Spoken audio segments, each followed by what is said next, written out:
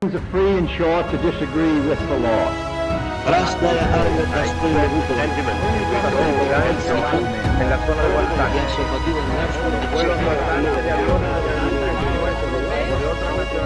para la liberación.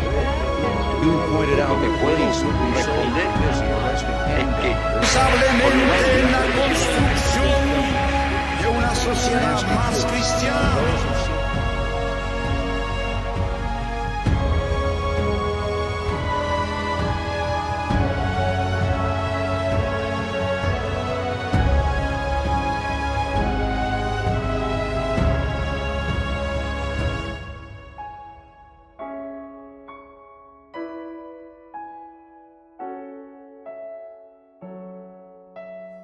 Hola amigos, hoy David os hablará del periodo de los años 50. Os recuerdo que tras la muerte de Stalin en 1953 se impone Jrushchov en el Kremlin, mientras que en Estados Unidos el presidente Truman es sucedido ese mismo año por el ticket electoral formado por Eisenhower y Nixon, que en 1960 a su vez sería relevado por el de Kennedy y Johnson. Este famoso Kennedy, JFK, sería el precursor de una respuesta flexible que evitara un holocausto nuclear. Y es que tras el fracaso del desembarco en Bahía Cochinos, en la isla de Cuba, y la construcción del muro de Berlín, Kennedy pidió algún tipo de alternativa que mantuviera la disuasión a la vez que permitiera la utilización de armas convencionales para enfrentarse a las revoluciones comunistas desplegadas por Asia, África y Latinoamérica. El general Maxwell Taylor le propuso un plan para responder adecuadamente, por debajo del umbral nuclear, a cualquier acontecimiento en cualquier lugar del mundo. Y su secretario de Estado, a quien ya citamos en el primer vídeo sobre misiles de largo alcance, os acordáis de Robert McNamara y la doctrina MAD, la destrucción mutua asegurada, pues concebía esta propuesta como la más adecuada para dominar el proceso de escalada y conducir al adversario a contenerse o negociar. A esto se le llamó la respuesta flexible a la que se referirá David, que no elimina la utilización de las armas nucleares, pero les da un empleo táctico en lugar de estratégico, pese a que los soviéticos tenían una visión diferente, como él os explicará. Así que, sin más dilación, le doy paso para que exponga su interesantísimo trabajo de investigación. Adelante, David. Gracias, Alejandro. Vamos a empezar con lo que son los misiles tácticos durante la Guerra Fría. Hemos visto en los programas anteriores los misiles de lanzamiento intercontinental y vamos a ver ahora lo que son los misiles tácticos, que son los que se emplearían en lo que fue la batalla que se iba a desarrollar en el suelo europeo durante principalmente los años 80, pero bueno, también con anterioridad. La táctica que tenía pensada la Unión Soviética era usar el armamento nuclear táctico para ir abriéndose camino a lo largo de Europa. Estos misiles tienen un alcance máximo de unos 500 kilómetros. También están los de teatro, que hablaremos un poco de ellos, que tienen un alcance de hasta 3.000 kilómetros y no están destinados a destruir lo que son grandes bases, lugares estratégicos, silos de misiles, puestos de mando. Sobre todo estaban diseñados para usarse sobre el campo de batalla, destruyendo agrupaciones logísticas, campamentos, abrir el brecha para que pasen las unidades acorazadas, y la Unión Soviética tenía en su doctrina previsto usar todo este tipo de misiles en cualquier circunstancia del combate. No porque los occidentales respondieran, sino, o atacaran antes, sino que ellos, si se lanzaban a una guerra, iban a usar sí o sí misiles nucleares tácticos para abrirse camino. Eso y armas biológicas y químicas era su doctrina y ya está. La parte occidental era un poco diferente. Sus planes eran contraatacar con armamento nuclear táctico en el caso de que los soviéticos lo usaran. Si los soviéticos no lo usaban, no se utilizaría el armamento nuclear táctico. Eso era lo que había hasta el año 91, cuando termina la Guerra Fría. Es cierto que a partir de los años 80 los soviéticos reducen un poco eh, el sistema que tenían pensado y se circunscribieron un poco a la respuesta nuclear flexible, que era la misma que usaba la OTAN, que era que lo usarían en caso de ataque, pero realmente ellos de su doctrina nunca eliminaron el uso intensivo de armamento nuclear táctico bajo cualquier circunstancia. Eso es lo que había y por suerte no lo hemos llegado a ver. Empezaremos por los dos bandos con la artillería. En esta época se diseñan, a partir de los años 50, se diseñan eh, mm, munición para las piezas de artillería convencionales de los dos contendientes, sobre todo de Estados Unidos y la Unión Soviética, que son los que usaban este tipo de armamento. Estados Unidos desarrolla proyectiles nucleares a partir sobre todo del calibre de 155 milímetros, que son piezas que ya tienen un alcance de entre 18 30 kilómetros, y después la de 203 milímetros, 30 40 kilómetros en ambos bandos. No munición para piezas más pequeñas. Las de 155 milímetros americanas pues rondan más o menos el kilotón. Se diseñan para los autobuses autopropulsados los M109, que estaban muy extendidos entre los ejércitos occidentales. Diseñan un proyectil, el W-33, para el 203 milímetros, que tenía hasta 40 kilotones, podía disparar. Pero también había proyectiles, cabezas nucleares más pequeñas, entre 1, 10, 5, de diferentes potencias. Y esto lo usaban esos autopropulsados, los M110, sobre todo los M110 a pelo, A1 y A2 de los Estados Unidos y de los países de la OTAN que los poseyeran. Y Estados Unidos diseña también el famoso cañón atómico M65 con proyectiles de entre 15 a 20 kilotones de potencia para su tubo, que era de 280 milímetros. Este cañón, pues bueno, fue más o menos casi un prototipo y no llegó a entrar en servicio en gran cantidad. Los acorazados de la Marina Americana, de la US Navy, produjeron también 50 ojivas de entre la W19, que llegaba más o menos hasta los 20 entre 15 y 20 kilotones, como las bombas de Hiroshima. Hay que recordar que Hiroshima y Nagasaki hablamos de entre 15 y 16 y 22 kilotones. Y el calibre para estos acorazados pues era para los cañones de 406 milímetros. Todo esto, cuando acaba la Guerra Fría, pues se retiran y dejan de estar en servicio, la artillería atómica occidental. Por parte soviética hacen lo mismo. Sabemos que la artillería para ellos era el dios de la guerra, tenían muchas más piezas y diseñaron muchos proyectiles, pero lo mismo para calibres, el equivalente suyo a 155, que era el 152, pues diseñaron una serie de proyectiles de 1 kilotón para los autopropulsados, los famosos, los Akatsilla, los Mashta, que estos son más modernos, estos entran en servicio ya en el 89, los podemos ver hoy en día en la guerra de Ucrania. El Akatsilla es este que tenemos aquí en la foto.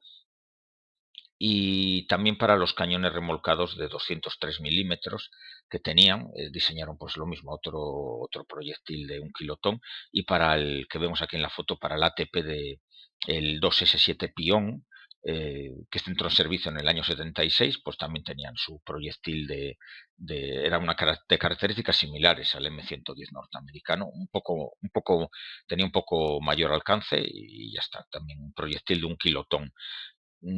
Se diseñó también proyectiles nucleares para los morteros remolcados y los morteros autopropulsados, el famoso Tulipán, que es este que tenemos aquí en la fotografía. Este entra en servicio en el 72 y bueno, todavía hoy en día están en uso estos morteros y estos autopropulsados, pero han sacado de servicio la munición nuclear. Ninguna de las dos potencias realmente tiene ya proyectiles con cargas nucleares, proyectiles de artillería. Un concepto que también diseñan los soviéticos es en los años 50, finales de los 50, en el 57, es no una copia, sino algo similar al cañón atómico americano, el M65, que tenía 30 kilómetros de alcance, que es este de aquí de la imagen, pero ellos lo quieren autopropulsado. Y diseñan pues dos cañones. Uno es el condensator, que era un cañón de 406 milímetros y con 26 kilómetros de alcance, es este que vemos aquí en la imagen en un desfile en la Plaza Roja, y van al revés, la cabina va delante y el tubo va apuntando hacia atrás. Y diseñan también el mortero 2B1 Eloka, el transformator, que este es de 420 milímetros y tiene un alcance de 45 kilómetros. Ambos llevan ojivas nucleares, pero fueron prototipos, no llegaron a entrar en servicio, y es más, estas dos fotos que estamos viendo, que hemos visto, eran en el desfile de la Plaza Roja del año 57, y los cañones son falsos, no son cañones reales. Digamos, les pilló el toro, no habían acabado los tubos, ni estaban ni se les esperaban en aquel momento, y le metieron, obviamente no informaron a la nomenclatura, y les pusieron unos tubos falsos ahí que quedaban muy bonitos, y eso se tragó. Al final el proyecto no llegó a ningún lado. Desconozco ahora mismo si llegaron a acabar realmente los tubos. Hay fuentes que te dicen que sí, otras fuentes te dicen que no, que nunca llegaron a terminar los tubos. Diseñaron el sistema, pero nunca se terminó. Y vamos a pasar ahora, después de ver la artillería, que como digo, en el 91 deja de estar en servicio cualquier proyectil nuclear o atómico en las piezas remolcadas o autopropulsadas de artillería de los dos contendientes. Pues pasamos a los misiles. Los misiles y los cohetes, pues son también cohetes porque no estaban dirigidos, se lanzaban. La diferencia entre un cohete y un misil es que el misil en el aire puede cambiar de trayectoria y un cohete no. El cohete, hacia donde lo lanzas, pues por allí va. Los misiles de Teatro son los que tienen menos de 3.000 kilómetros de alcance. Lo tenían los dos contendientes. En esta imagen de aquí, pues vemos lo que era el alcance. Es una imagen de la CIA, de un informe de la CIA desclasificado, y ese es pero bueno, es real, y vamos, se corresponde. Ese es el alcance de los misiles, los SS-23, ahí a la derecha, y después el del misil, los misiles Scud, que son los que tienen el menor alcance, que vemos llegando a Polonia, un alcance de unos 300 kilómetros, y después el SS-23, que tenía un alcance un poco mayor. Y en esta otra imagen que tenemos aquí, pues es el alcance de los misiles SS-12, que eran ya misiles de Teatro equivalentes a los Pershing americanos. Vemos un alcance pues, de unos 900 kilómetros, y según donde lo dispares, pues llegas hasta a la mitad de Francia. Todo esto, pues la mayoría de estos misiles tácticos han desaparecido, quedan por parte, digamos, parte occidental de la OTAN. Después del 91 se van dando de baja, y el único que mantiene misiles tácticos pues actualmente es Rusia, que tiene los famosos Iskander y alguna cosilla más por ahí, pero se salen del programa de nuestra serie, que nos dedicamos a la Guerra Fría. Y vamos a ver ya estos eran misiles de Teatro, un poco los alcances, y ahora vamos a los misiles tácticos, los misiles destinados a combatir en primera línea. El primero que empezamos con Estados Unidos, el primero que desarrollan es el Honest John, el MGR-1. Este está basado en el V2, está diseñado por von Braun y su equipo, recién llegados a Estados Unidos. Von Braun, cuando llega a Estados Unidos, no trabaja para la NASA. Von Braun está trabajando durante muchos años para el ejército de tierra americano, el United States Army, no ni para la Fuerza Aérea, ni la NASA, ni la Marina, y diseña para ellos estos misiles que se lanzan pues, aquí desde un camión de 5 toneladas. Tenía un alcance máximo de 25 kilómetros, y la ojiva podía ser hasta entre 2, 10, 30 kilotones, 30 máximo. Entró en servicio en el 53 y estuvo con la Guardia Nacional Americana hasta el año 73. Hasta el año 83 con la Guardia Nacional. Y también lo tuvieron Grecia, Turquía y Corea del Sur hasta el año 91. Pero estos, para dispararlo, tenían que pedir permiso a Estados Unidos. Estados Unidos no dejaba disparar armamento nuclear sin su permiso porque las ojivas eran de ellos. La Unión Soviética nunca cedió ojivas nucleares a ninguno de sus contendientes, pero bueno, ya tenía las suyas también. El siguiente misil es el Corporal. y el sergeant. El corporal significa cabo y el sergeant sargento. También están basados en los V2. El corporal tenía unos 50 kilómetros de alcance y una cabeza de 20 kilotones y funcionaba por combustible líquido. El famoso combustible que había que mezclar los dos componentes, como en las V2, y que bueno, era bastante volátil y peligroso. El Sergeant, que es el que viene después, pues ya tiene un alcance de 139 kilómetros y la cabeza ya es de 200 kilotones. Y llevaba ya combustible sólido. Todos estos misiles pues se van retirando a partir del 78-79 y se lanzaban desde unas plataformas. El Corporal pues se lanzaba desde una plataforma, esta que vemos aquí en la foto, una plataforma como la del V2, había que bajarlo al suelo, poner la plataforma y dispararlo. Y después el Sergeant, pues la plataforma iba ya en un remolque, en un tráiler, soltabas el tráiler y lo disparabas. El siguiente misil que diseñan los Estados Unidos pues es el Pershing. Existen dos versiones, el Pershing 1 y el Pershing 2. El Pershing 1 pues llevaba una cabeza de hasta 400 kilotones, de 60, 200 o 400, y el Pershing 2 eran ya con los tratados de reducción de armamento, pues ya lleva la cabeza es de entre 5 y 80 kilotones. El error del Pershing del Pershing 2 es de unos 30 metros, el círculo probable de impacto, y el del Pershing 1 era de 400 metros. Estas baterías pues eran baterías que estaban desplegadas en bases en Europa, se desplegarían en bosques, como estamos viendo aquí en la imagen. La tenemos aquí el camión en un bosque, y saldrían de sus bases en caso de alerta, y nada, cada batería pues eran batallones pues con 9 lanzadores, una batería de 9 lanzadores, pues con 3 grupos de 3 lanzadores, con camión de mando, camión de reaprovisionamiento, camiones de comunicaciones. Bueno, eran unidades bastante grandes y complicadas. El siguiente misil que diseña Estados Unidos es el Lance, el MGM-52 Lance. Este entra en servicio en el 72, va sobre como vemos aquí en la imagen, en un TOA M752, que está basado en el TOA de transporte de munición, el M548, para los que sean aficionados. El alcance es de hasta unos 120 kilómetros y la cabeza de guerra podía llegar a 100 kilotones. Tenía unos 150 metros de círculo probable de error, y iba propulsado por combustible líquido, que es algo raro porque los misiles ya más modernos americanos pues iban por combustible sólido. Pero bueno, parece ser que habían optimizado la carga y el funcionamiento y no les iba mal. Estados Unidos construyó 88 lanzadores y los tuvo desplegados pues 2 batallones en territorio continental y 6 batallones en Europa y una batería en Corea del Sur. Se construyeron 700 cabezas nucleares y estos misiles pues se cedieron también al Reino Unido, a Italia, Bélgica, Holanda, Israel.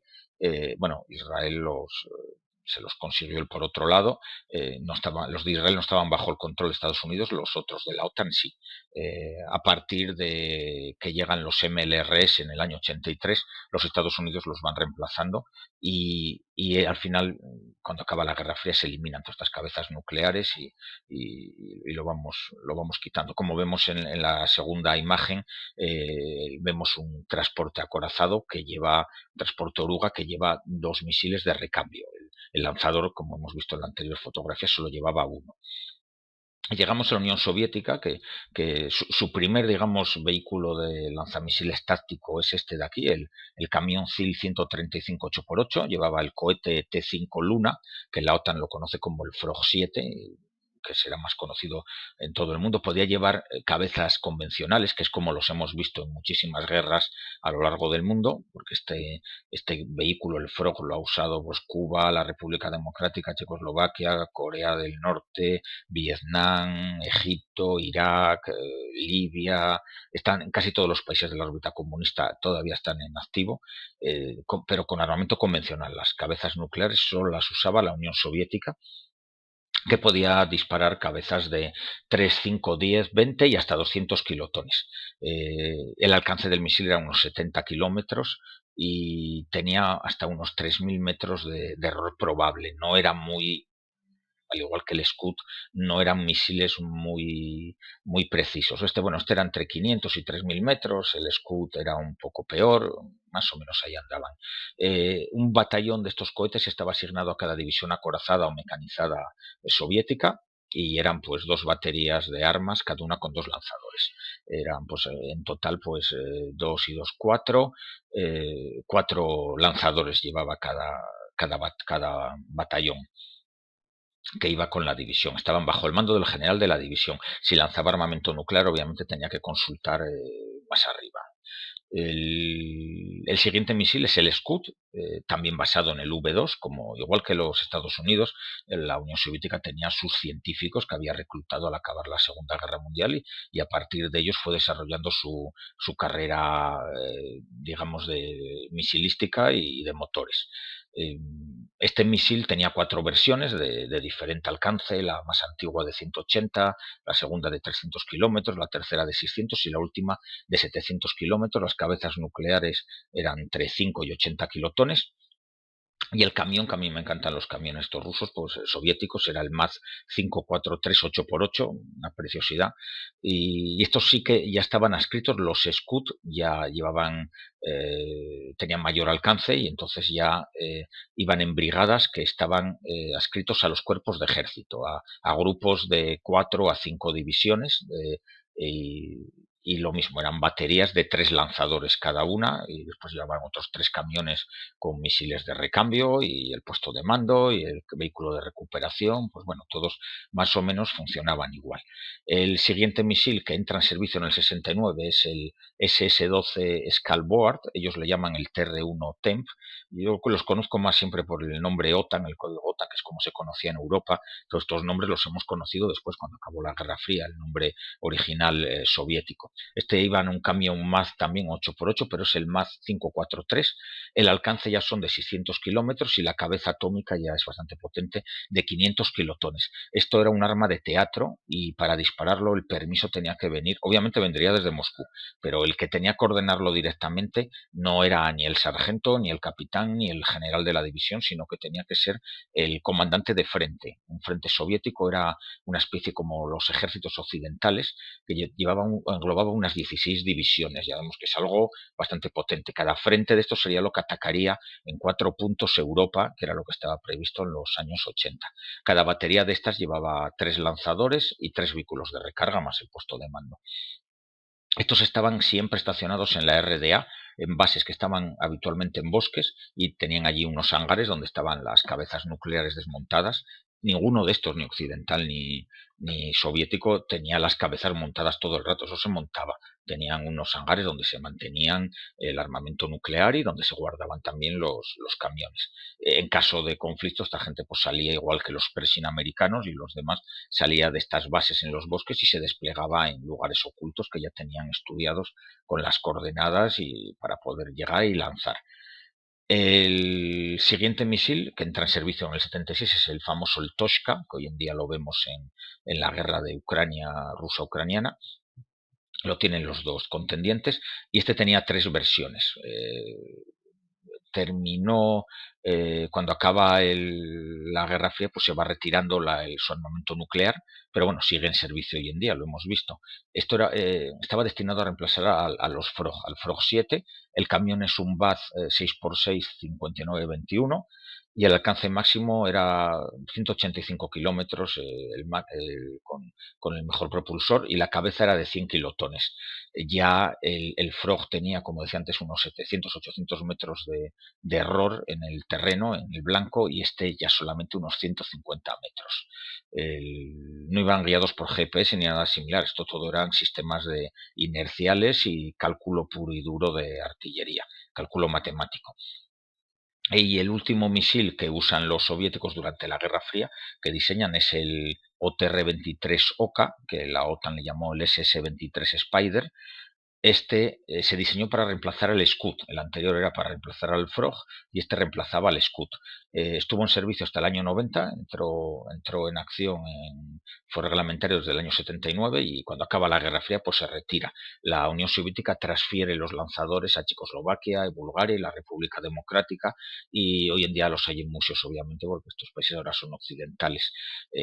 Pero esa transferencia era con cabezas convencionales, como siempre digo yo, todo lo que hay en otros países que no fuera Unión Soviética llevaban cabezas convencionales.